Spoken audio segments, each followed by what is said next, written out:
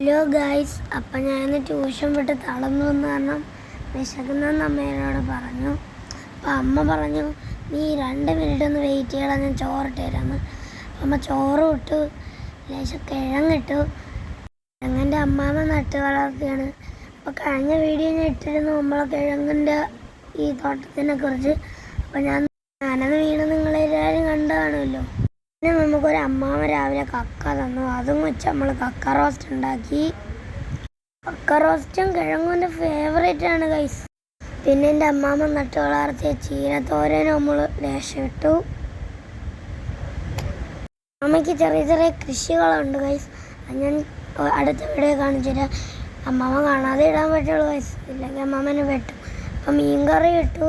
പിന്നെ നമുക്കതെല്ലാം കൂടി ടേസ്റ്റ് ചെയ്തേക്കാം. നമ്മൾ കിഴങ്ങും തോരനും കക്ക റോസ്റ്റും കൂടി എടുത്തു, ചോറ് കൊടുത്ത് വായിൽ വെച്ചു. മക്കളെ സൂപ്പറാണ്, ഒരു രക്ഷയില്ല. പിന്നെ അമ്മ കക്ക റോസ്റ്റിൻ്റെ വീഡിയോ എടുത്ത് എഡിറ്റ് ചെയ്തപ്പോൾ അവങ്ങ് ഡിലീറ്റ് ആയി പോയി ഗൈസ്. Bye bye.